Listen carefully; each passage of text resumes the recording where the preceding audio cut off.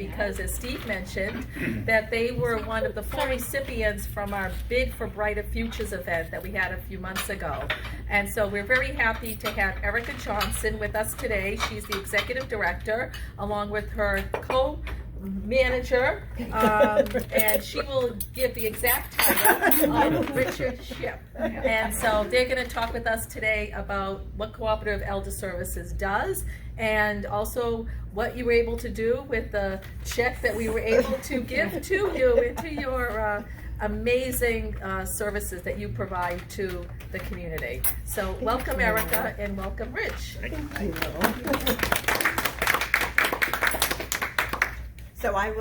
So Richard is the program director. I'll start off by introducing him. Right. He has joined our team about 2 months ago. I think he actually joined the week after the Bid for Brighter Futures event. So he was not there with us, but we all, the rest of us that were already working at CESI, really enjoyed it. And so just to start off by saying thank you again for supporting us, for allowing us to be a recipient of that. It's definitely gone a long way. And as we talk, I'll share a little bit more about how that money has helped to support Acton-Boxborough residents who attend our services. So we are an adult day health service provider. We're a private nonprofit. We've been around since 1978, so about a little over 44 years now. During that time, we've seen adult day health services shift as the population that accesses us shifts. So way back when, we were originally formed as a cooperative, hence our name. We grew out of that about 5 years after the cooperative was formed.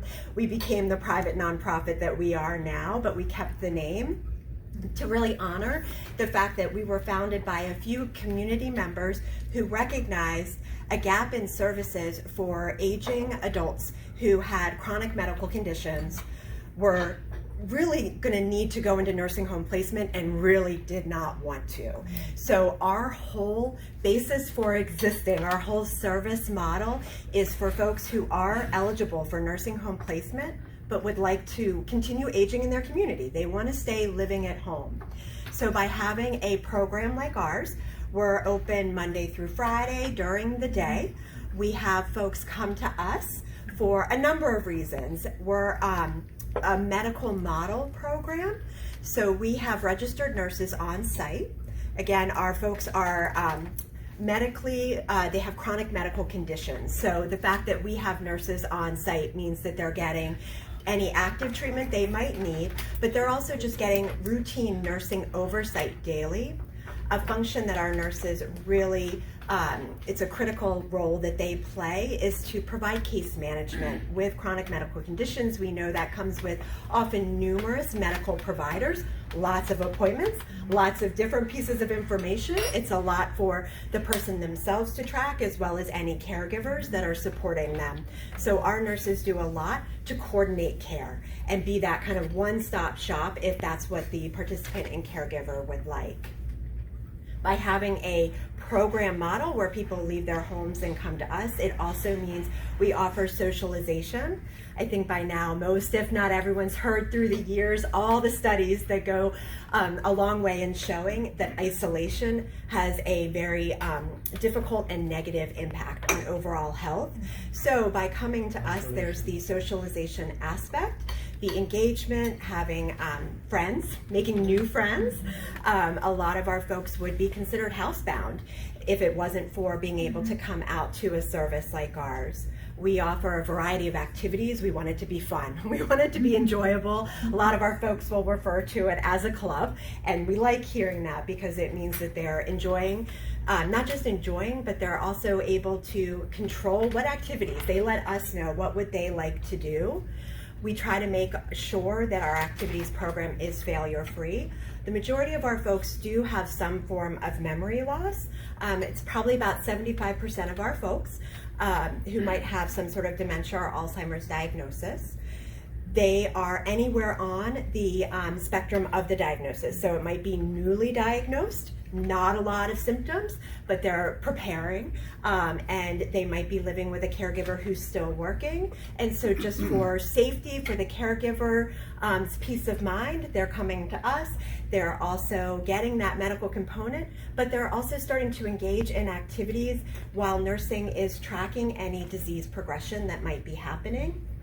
And we can plan for that, adjust the activities. So we refer to them as failure-free, and the activities will be adjusted and individualized for each person as they move through whatever their medical journey might be. Nutrition is another component, since we want to see and help our folks maintain living independently.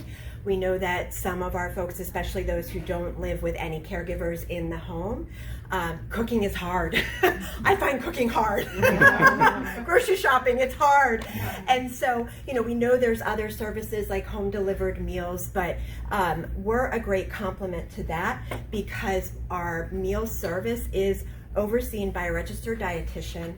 Each lunch is a full hot meal. Some of our folks, that's their primary meal for the day, and they might just have a light dinner once they're home that doesn't require them navigating and standing in a kitchen, using the stove, having to prepare, navigate hot pans, heavy pans, that sort of thing.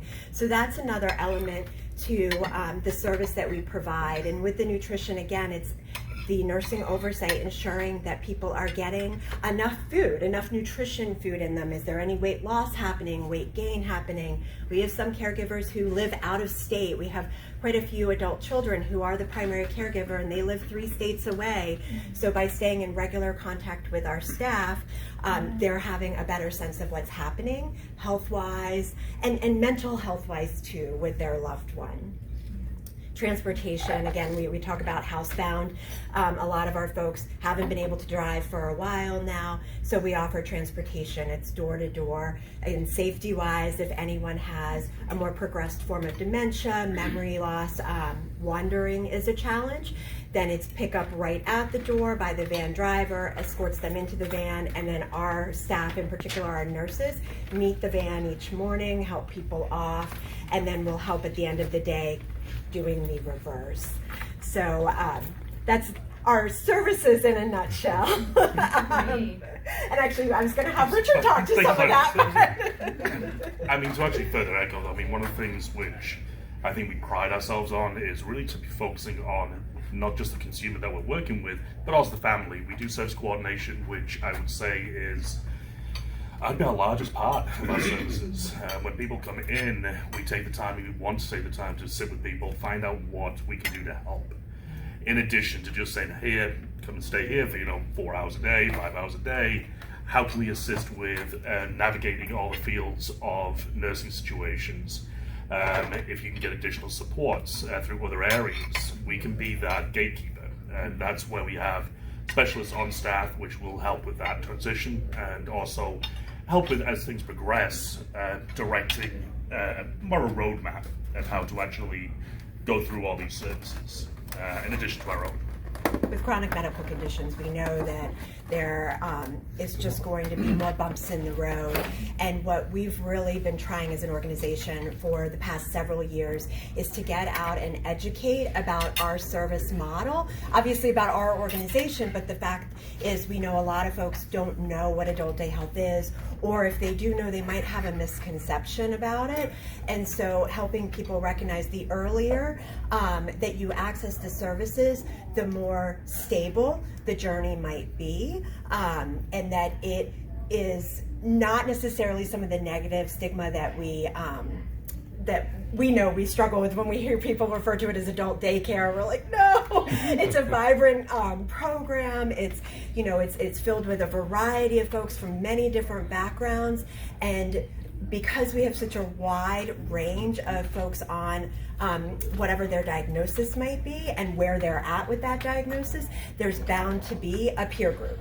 And our space in Acton in particular, when we built it about 2 years ago, we made sure we had different activity rooms so that people can be split up, groups can be split up, because we also recognize some of our folks joining us who might not have any memory loss, they might be dealing with more physical disabilities. It can be hard to walk in and see folks who are at the end stage of dementia. And so we want to help everyone feel comfortable and feel like they are there with folks that they can relate to and they can have fun with. And so making sure that our physical space isn't just safe and free of barriers, but is also designed to allow folks to spread out, to have their own space and their own group to just enjoy their time with us. So.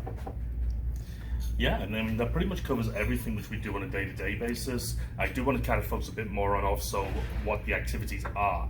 These are evidence-based. I mean, this is opportunities which we know are good for maintaining cognition level, for also maintaining what structure that person may have already.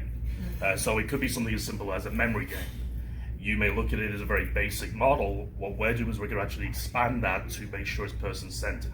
So if that person is coming from, I don't know, I can think off the top of my head, I have a psychiatrist. We focus on his level.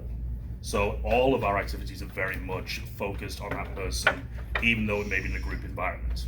And we have some great staff that do that and make sure that it can be actually delivered in that way. We keep as an agency, our mission has always been to keep our centers on the smaller side when compared with other programs across the state, because we want to always be able to have that direct connection with our caregivers, individualized to that level. And that's the feedback we get. I think, the good thing statewide is more adult day healths have opened across the state within the past decade. People are really understanding and recognizing the value in the service, but a lot of them are large. We don't look at them as direct competition because we're offering a smaller environment, more directly involved with the community we're located in. And again, the reception we've gotten, we've been in Acton a little over a year now. We just relocated from Concord, so just a few miles down the road, but being in Acton has made a huge difference because the reception from the town, from different organizations like Rotary has just been phenomenal.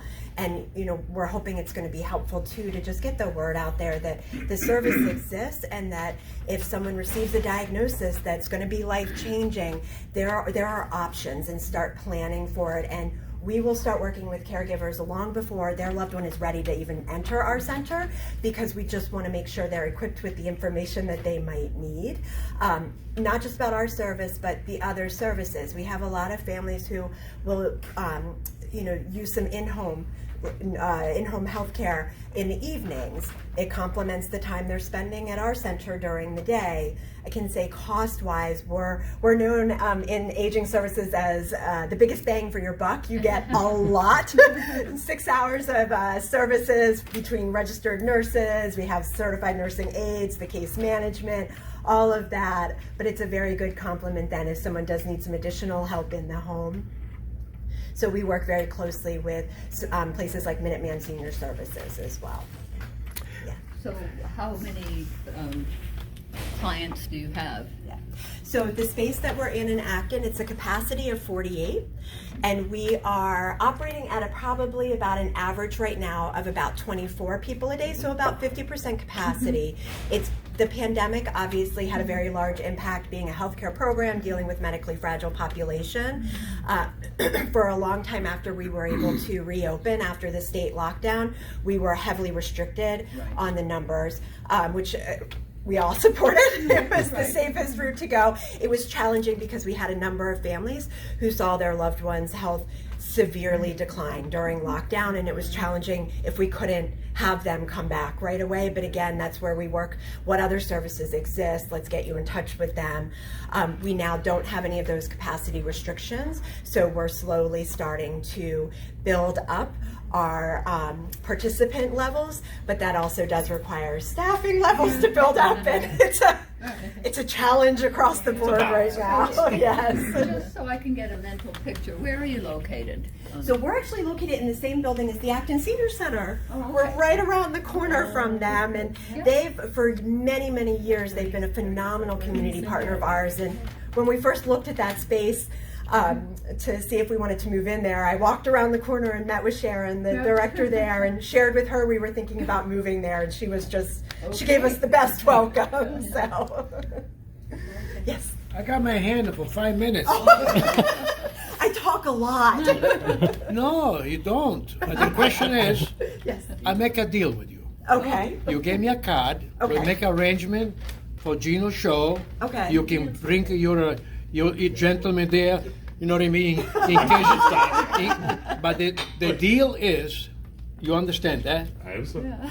You have to dance with me for charity. Oh, You can So bring someone him was too. mentioning earlier 2 left feet. That's I probably have about 5 yeah, left. I'm still a very strong Greek vibe at this point. Yeah. We can dance the cha-cha-cha-cha, or we can dance a very slow dance. Okay. Okay? No Okay. problem. And I put high heels on it. Okay. Yeah, because you're too tall. Honey. Let me So check. you put high heels on. I take mine Wait, off. Gino might be a little bit so. He danced with me, I like so sweet. did. Let me see. I did my duty. Yeah, I can put high heels on Put high it. heels on. Okay. I'll take mine off. How's that Like sound? Oh, We'll leave it out. We'll okay, leave it okay, out. yeah. Okay, now I know that you're. And you bring him, so Okay. so you be the witness in case when you come back and you say, oh, Gino was holding me too tight, and he will say, I'll slide off on it. and he will say it's a baloney because he was very, very away from the lady. So We gotta think about legality. now, Okay. listen, Personal you space. tell me the story first. We make Okay. arrangement. Okay. In September, you promise to come and dance Okay. because this I have a beautiful, question. But it's on camera. I this can't. beautiful, So you can't back this down. beautiful, I'm trying to this like, beautiful lady is exercise. going to come too. Probably she's going to help me out, I am. and she can bring I have- Frank because Frank doesn't like me no more anyway. So she can come, and maybe the young lady might say, she might say, yeah, Gene, I'll go dance with you, and then. All right, I she, have a question. What? No. I have a question, so if you can sit down so I can ask my question. You keep them total. So my question is that you had mentioned centers. Yes. So are they throughout Massachusetts? Is it, and I'm just thinking of my mom who lives in Stoneham. Yep. Yep. Or is it question. just Acton residents? Is it just this one place? I think we both can answer. Yeah. So we do have multiple sites. Currently we have 3 locations. 2 are open. The Acton location, which we actually get folks from any surrounding town, but we've had actually a family from New Hampshire. The caregiver is the daughter who drives to Cambridge every day for work, and so she drops her father off. So there's no location restriction. It's usually more dictated around transportation. We also have a center in Arlington open. That's been open in that location for 25 years, I think. And then our Burlington location is our 3rd location. Unfortunately, right now it's temporarily closed. Okay. The building we had leased for over 25 years was sold during the pandemic, and the new owners took occupancy. We have been really working hard to find a new building, really working very hard. So if anyone knows of any commercial real estate contacts, building space for lease, we're finding in the Burlington area. All right. We are very restricted. There cannot be a single step up to get in the front door. And the Burlington area, for several reasons, the majority of the buildings there were built. On a ledge. Yes, yes. So we're looking at Burlington. We've expanded to the immediate surrounding towns as well.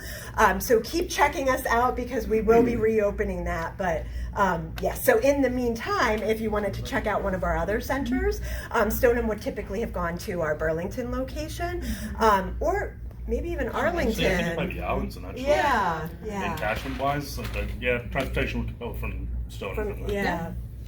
So does anyone have any other questions of think I saw a Erica couple and, of oh, questions. sure, I yes. just want to my ask, back are you was looking towards to you. lease a building or buy a building? Lease a building. Just lease. Okay. Yes, yeah. I have some contacts. I'm gonna Great. ask around. Okay. And you wanted to stay in Burlington, I assume. Ideally in Burlington. Okay. We were established there for so many years, but we have been looking at the immediate, so Woburn, Bedford, right around. Got it. Do you know how much space do you need, Eric? Maybe Yeah. if you want to send it to me. Absolutely. I'll reach out to all of my contacts. We have a great list. That Yes, would be thank wonderful, you. and even if you send it to Steve, because I'm thinking the same All of thing, us, and Steve yeah. can distribute to all of Yeah, you us. can That send would it be to the club wonderful. because one of us might know someone. Okay. Absolutely. And actually, I misspoke. Not just lease, but purchase as well. We have a connection. We have an investment group who is really interested in supporting by the purchasing a building that they can lease space to us. So I should say actually both. Sorry, that's a fairly new. That was a connection Richard made for us. I'm actually thinking though that might be a good one to share with you guys as well because absolutely. they're always looking for different ways of being able to assist. Okay. Any other questions of Erica or Rich? Thank you so much. This was so great to hear from you and the summary of what Cooperative Elder Services is and the services that you provide, so that going forward, as we talked about, we're probably going to have a bigger and better bid for brighter futures to kind of stay with the B theme. And so thank you for being with us today. Thank you. And we are going to ask you to pull the raffle ticket. You just have to say the last three numbers. Okay. And the person who has the match, it is a 50-50 raffle. Let's see, last three, 610. Do you want to check? I was going to say. Richard might be the winner there. Yeah, you never know at this point. Hi, Kevin. Great! Yeah. So Katerina has it. 6-1, what? 610. Okay, so That's fine. what we do now is that Katerina gets to pick from this deck of cards. Come on up, Katerina. And if she picks the ace of spades, she wins. If she doesn't, she gets a lottery ticket. Ah. Yes, you got it. Look at that. She's confirming. Up, two of hearts. So we tear this up, Next week, anyway. and you get a lottery ticket, Katerina. Oh, I And do? so you So you're do. gonna give me a card? You do. Everyone's a winner. So thank you again, and we hope to see you around soon. Thank you. And if Absolutely. we visit you, I was going to say, please Yes. call. We can arrange visits. I'd love to have you inside. Yeah, I'll leave we some could do cards that. here. We could arrange a Yeah. visit. We love bringing folks in, tour the center, see it in action. I think that's really, we have pretty active social media sites, but there's nothing, it's hard on still pictures to kind of capture what's actually happening in the center. So we invite folks in. We are still masking for health reasons, and you get a little bit of a screening, but otherwise we're open and welcoming at this point to come visit. That's wonderful. Thank you again. I've been, it is a really nice place.